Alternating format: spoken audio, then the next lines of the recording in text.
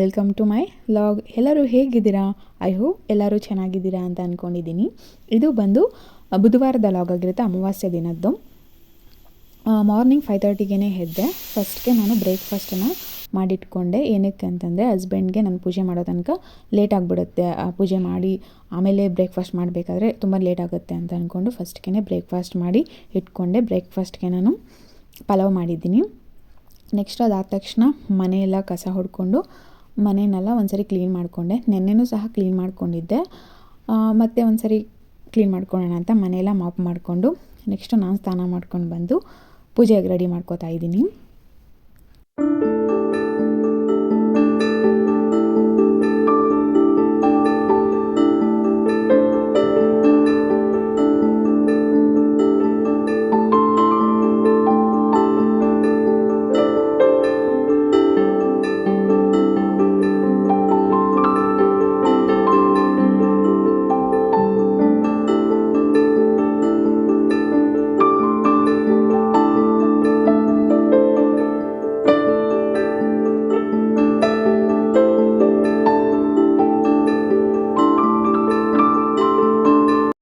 ದೇವ್ರ ಫೋಟೋದ ಹತ್ರ ಎಲ್ಲನೂ ರೆಡಿ ಮಾಡಿಟ್ಟು ಇವಾಗ ಹೊಸ್ಲು ತೊಳೆದು ಬೊಟ್ಟಿಡೋಣ ಅಂತ ಬಂದೆ.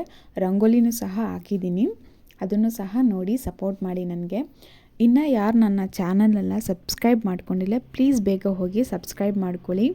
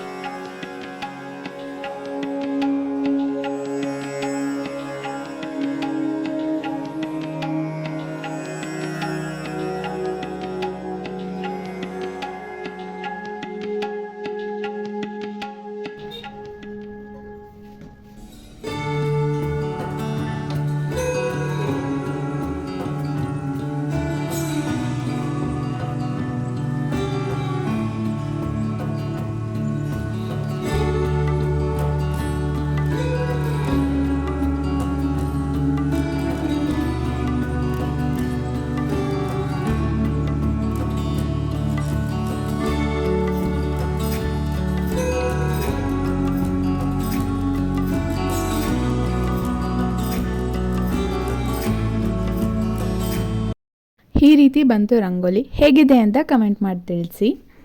ಇವಾಗ ಪೂಜೆ ಮಾಡೋದಕ್ಕೆ ಸ್ಟಾರ್ಟ್ ಮಾಡ್ಕೊಂಡಿದ್ದೀನಿ.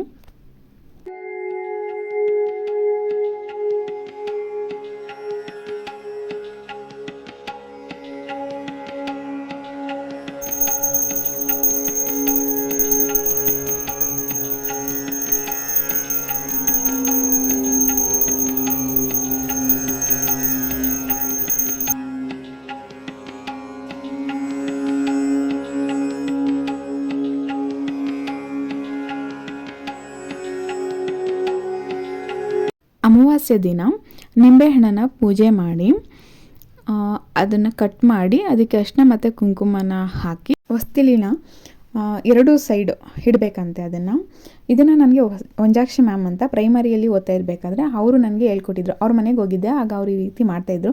ಏನಕ್ಕೆ ಮ್ಯಾಮ್ ಈ ರೀತಿ ಮಾಡ್ತಾಯಿದ್ದೀರಾ ಅಂತ ಕೇಳಿದಾಗ ಅವರು ಮನೆಯಲ್ಲಿ ಪಾಸಿಟಿವ್ ಎನರ್ಜಿ ಇರಬೇಕು ಅಂತಂದರೆ ಈ ರೀತಿ ಮಾಡಿದ್ರೆ ಒಳ್ಳೆಯದಾಗುತ್ತೆ ಅಂತ ಹೇಳಿದ್ರು. ಅದಾದಮೇಲೆ ಇವಾಗ ನಾನು ಸಹ ಮಾಡ್ತಾಯಿದ್ದೀನಿ. ಕರ್ಪೂರದ ಆರತಿನೂ ಸಹ ಮಾಡಿ ಮುಗಿಸ್ಕೊಂಡೆ. ಫೈನಲಿ ಪೂಜೆನೂ ಸಹ ಮಾಡಿ ಮುಗಿಸ್ಕೊಂಡೆ.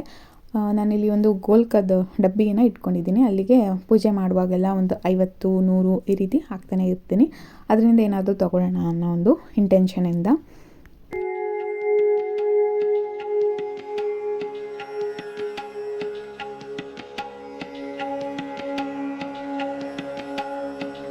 ನೈವೇದ್ಯಕ್ಕೆ ಸಜ್ಜಿಗೆನ ಮಾಡ್ಕೊಂಡಿದ್ದೆ. ಅದು ಶೂಟ್ ಮಾಡ್ಕೊಳ್ಳೋಕ್ಕಾಗಲಿಲ್ಲ. ಹಳೆ ವಿಡಿಯೋದಲ್ಲಿ ಹಾಕಿದ್ದೀನಿ, ಹಾಗಾಗಿ ನಾನು ಶೂಟ್ ಮಾಡಿಕೊಳ್ಳಲಿಲ್ಲ. ನೆಕ್ಸ್ಟು ಪೂಜೆ ಎಲ್ಲ ಆಯಿತು, ನೆಮ್ಮದಿ ಆಯಿತು. ಪೂಜೆ ಮಾಡಿದ ತಕ್ಷಣ ಏನೋ ಒಂಥರ ಮನೇಲಿ ಪಾಸಿಟಿವ್ ಎನರ್ಜಿ ಇರುತ್ತೆ. ಅದಾದ ತಕ್ಷಣ ನಾನು ಬ್ರೇಕ್ಫಾಸ್ಟ್ ಸಹ ಮಾಡಿಕೊಂಡೆ. ಸ್ವಲ್ಪ ಸಜ್ಜಿಗೆ ಮತ್ತು ಪಲಾವನ್ನು ಸಹ ಹಾಕ್ಕೊಂಡು ಬ್ರೇಕ್ಫಾಸ್ಟ್ ಸಹ ಮಾಡ್ತಾಯಿದ್ದೀನಿ.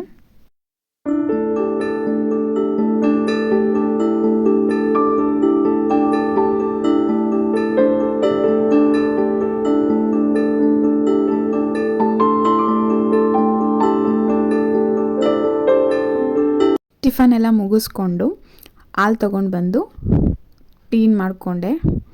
ನೆಕ್ಸ್ಟು ಹಾಲನ್ನು ಸಹ ಕಾಯಲಿಕ್ಕೆ ಇಟ್ಟೆ. ಅದಾದ ತಕ್ಷಣ ಒಂದು 1-2 ಅವರ್ಸ್ ನಿದ್ದೆ ಮಾಡಿಕೊಂಡು ಮತ್ತೆ ಅಡುಗೆ ಸ್ಟಾರ್ಟ್ ಮಾಡಿಕೊಂಡೆ. ನಾನಿಲ್ಲಿ ಸಿಂಪಲ್ ಟೊಮೊಟೊ ಬೇಳೆ ಸಾಂಬಾರನ್ನು ಮಾಡ್ಕೊತಾ ರೆಸಿಪಿ ಸೂಟ್ ಮಾಡ್ಕೊಳ್ಳಿಲ್ಲ. ನನಗೆ ಬೇರೆ ಸ್ವಲ್ಪ ಕೆಲಸ ಇತ್ತು, ಹಾಗಾಗಿ ಅದನ್ನು ಸಹ ಮಾಡ್ಕೊತ ಅಡುಗೆನೂ ಸಹ ಮಾಡಿಕೊಂಡೆ. ನೆಕ್ಸ್ಟ್ ಇಲ್ಲಿ ನಾನು ಡಿನ್ನರ್ಗೆ ಸೈಡ್ಗೆ ಏನಾದರೂ ಬೇಕಲ್ವಾ, ಹಾಗಾಗಿ ಇಲ್ಲಿ ನಾನು ಇದ್ಗಿದವರೆ ಬೇಳೆಕಾಳು ಯೂಸ್ ಮಾಡಿಕೊಂಡು ಮಿಕ್ಚರ್ ಮಾಡ್ಕೊತಾ ಇದ್ದೀನಿ. ಸಿಂಪಲಾಗಿ ಮಾಡ್ಕೊಂಡಿರೋದು. ರೆಸಿಪಿನೂ ಸಹ ಸೂಟ್ ಮಾಡ್ಕೊಂಡಿಲ್ಲ. ಬೇಕು ಅಂದರೆ ಕಮೆಂಟ್ ಮಾಡಿ ತಿಳಿಸಿ, ನಾನು ಒಂದ್ಸರಿ ಮಾಡಿ ತೋರಿಸ್ತೀನಿ ರೆಸಿಪಿನ. ಇಲ್ಲಿ ನಾನು ಅವಲಕ್ಕಿ ಮತ್ತು ಬಾದಾಮಿ, ಗೋಡಂಬಿ, ಹುರ್ಗಡ್ಲೆ ಮತ್ತು ಇದ್ಗಿದ ಬೇಳೆ ಎಲ್ಲನೂ ತೊಗೊಂಡಿದ್ದೀನಿ. ಇವಾಗ ಅದನ್ನು ಸಹ ಮಾಡಿ ಎತ್ತಿಟ್ಕೊಂಡೆ. ಜಾಸ್ತಿ ಏನು ಮಾಡ್ಕೊಂಡಿಲ್ಲ, ಸ್ವಲ್ಪನೇ ಮಾಡ್ಕೊಂಡಿರೋದು. ನಮ್ಮ ಹಸ್ಬೆಂಡ್ಗೆ ಸೈಡ್ಗಿಲ್ಲ ಅಂತಂದರೆ ಅವ್ರು ಊಟನೇ ಮಾಡೋದಿಲ್ಲ, ಹಾಗಾಗಿ ಇದನ್ನು ಸ್ವಲ್ಪ ಮಾಡಿಕೊಂಡೆ. ಇವತ್ತಿನ ಲಾಗ್ ಇಷ್ಟೇ. ವಿಡಿಯೋ ಇಷ್ಟ ಆದರೆ ಲೈಕ್ ಮಾಡಿ, ಶೇರ್ ಮಾಡಿ, ಕಮೆಂಟ್ ಮಾಡಿ. ಪ್ಲೀಸ್ ನನ್ನ ಚಾನಲ್ನ ಸಬ್ಸ್ಕ್ರೈಬ್ ಮಾಡ್ಕೊಳ್ಳಿ. Thank you.